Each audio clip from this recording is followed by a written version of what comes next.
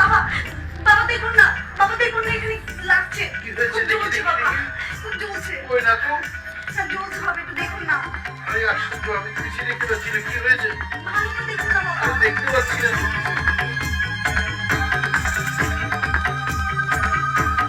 এসব কি হচ্ছে? সৈকত, তুমি এসে গেছো। তুমি না আসলে এখনই তোমার বাবা আমার সর্বনাশ করে ফেলতো। এসব কি বলছো বোমা তুমি?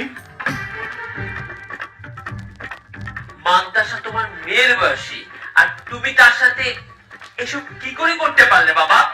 না বাবা, বিশ্বাস করো। কি বিশ্বাস করবো আমি? আমাকে কি বিশ্বাস করতে বলছো তুমি? আমি নিজের চোখে যা দেখেছি সেটা কি ভুল? বলো ভুল। নিজের চোখে দেখার পরও আবার তুমি আমাকে বিশ্বাস করতে বলছো? এই তোমার সাহস তো কম না? সৈকত, আমি তোমাকে অনেকদিন ধরে বলছিলাম তোমার বাবার হাত ভাব আমার একটুকু ভালো লাগছে না। আজকে তো সব নিজের চোখেই দেখলে, এখন তো বিশ্বাস করবে।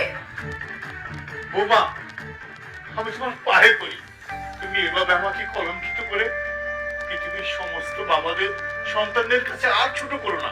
খুব সম্মান এখন তোমার, না? এই জঘন্য কাজটা করার আগে তোমার এই সম্মান কোথায় ছিল বাবা? কোথায় ছিল তোমার সম্মান? বাবা, যেই ঘটনাটি দেখলি এটা আমি দেখলেও তোর মতেই চিন্তা করতাম। আসলে ঘটনাটা সত্যি নয়।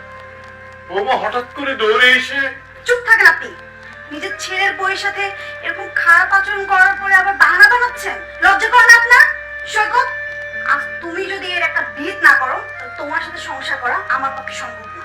কারণ যেই স্বামীর কাছে তার বউয়ের ইজ্জতের কোনো দাম নাই, সেই স্বামীর সাথে সংসার করার কোনো মানেই হয় না। ঠিক আছে বাবা, যেহেতু আমি দোষী, আমাকে কি শাস্তি দিবি রে? আমি তো মাথা পেতে নেব। বলো মান্তাসা, এই জঘন্য কাজের জন্য বাবাকে কি শাস্তি দেওয়া যায়? তুমি ওনাকে বৃদ্ধাশ্রমে দিয়ে আসো, তাহলেই হবে। আফটার অল আমাদের বাবা তো। আর উনি যে অপরাধ করেছে তাতে ওনার শাস্তিটা আরো কঠিন হওয়া উচিত ছিল। কিন্তু আমরা না হলে একটু শাস্তিটা কমই দিই। আর আশেপাশের মানুষজন যদি জেনে যায় তাহলে আমাদেরই মান সম্মান নষ্ট হবে। ওর থেকে বরঞ্চ ওনাকে তুমি বৃদ্ধাশ্রমে দিয়ে আসো। তবে তাই হোক। যাও, তোমার ব্যাগ গুছিয়ে নাও, যাও।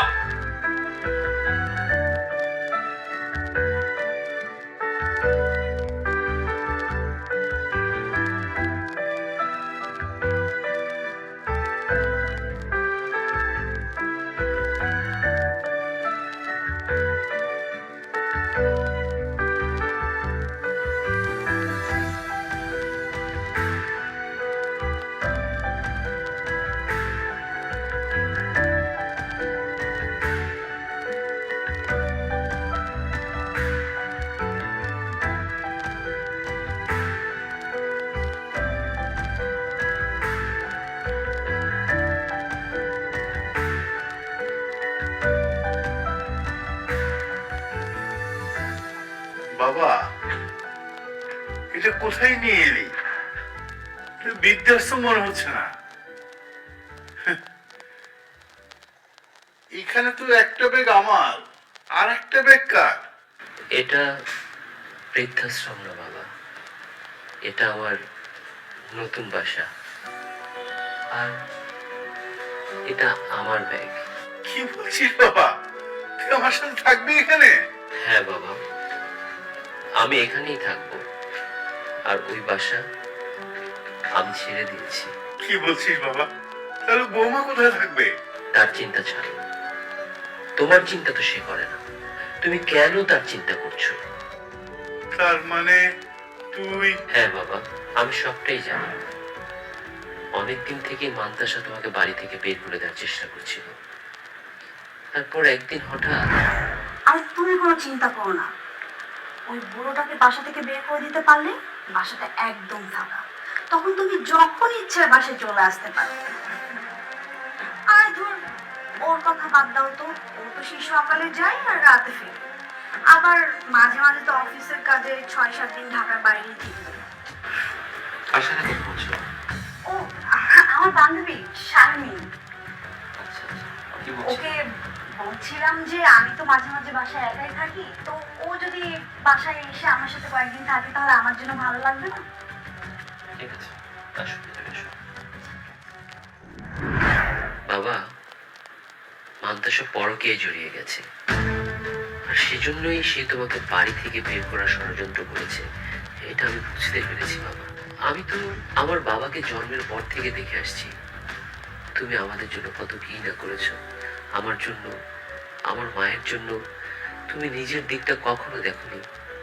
আর এমন বাবা করবে ওই ধরনের জঘন্য কাজ? কখনোই না বাবা।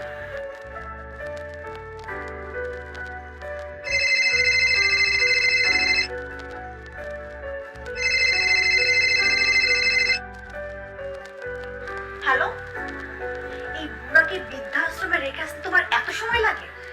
আমি আর কখনোই আসবো না। আমি বাসায় না থাকলে তুমি যাকে বাসায় নিয়ে আসো, রাতের পর রাত জেগে যার সাথে কথা বলো, তুমি তাকে বাসায় নিয়ে আসো, তার সাথেই থাকো। মানে তুমি কি বলছো? আমি তো কিছুই বুঝতে পারছি না। বুঝতে পারছো না? ড্রেসিং টেবিলের ভেতরে একটা সিসিটিভি ক্যামেরা রয়েছে, সেটা ফুটেজগুলো কম্পিউটারে দিয়ে দেখো, তাহলে বুঝতে পারবে আমার না আসার কারণ। আরেকটা কথা, আমি ওই বাসাটা ছেড়ে দিয়েছি। তুমি তোমার নতুন বয়ফ্রেন্ডকে নিয়ে একটা বাসা খুঁজে নাও। Good bye. সৈকত, সৈকত, আমার কথাটা শোনো।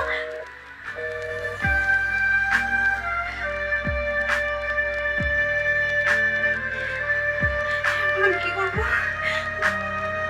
এখন আমি কি করবো? সৈকত,